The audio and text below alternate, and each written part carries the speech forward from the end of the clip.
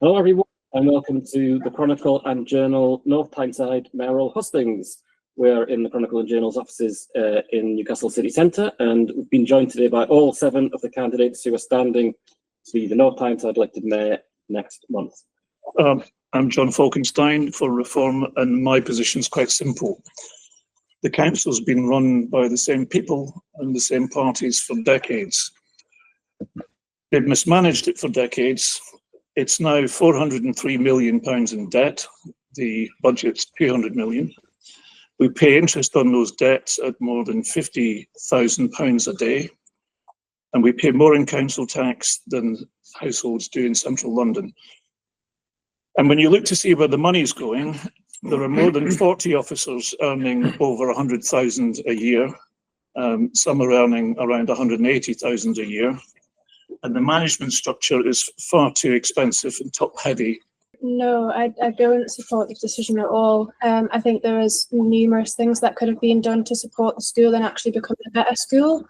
And that would have then made people be able to actually attend that school. Yeah, it was a building that was built with the intention of staying there permanently, and it's lasted 20 years at the cost of tens of millions of pounds.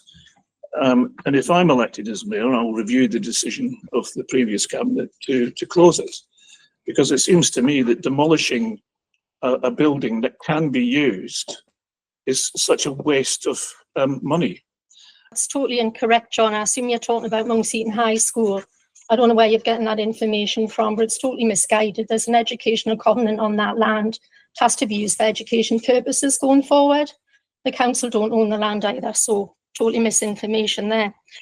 Yeah, thank you very much for the question. It is a really important issue. I think first thing to say is within my manifesto, I've committed to opening mental health clinics across the borough, and that will be funded through the public health budget. And I think that would offer effectively walk-in services without a GP referral for those instances of mental health, and hopefully deal with some of those waiting lists that Martin was just talking about.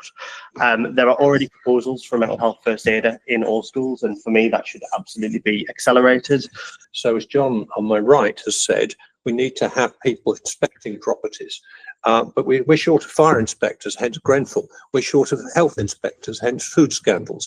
We're short of all these things, and no local authority should economise on inspection and enforcement. So the first thing, and probably not the most expensive thing, would be to make sure we inspect properties regularly and enforce the existing health rules. So I would scrap the mayor system at the end of my term if I was to be elected. I think it's a very undemocratic system, and I think actually it would give councillors that are elected by the people more say, and actually be able to give people what they're asking for. Thank you. Thanks for that question, Pauline, because I think it's really important. Certainly one of the key ways to lift people out of poverty is through access to a good job, but only if it's paid at a decent level of pay. The organisation I'm currently chief officer for and co-founder of, Justice Prince, is a real living wage employer.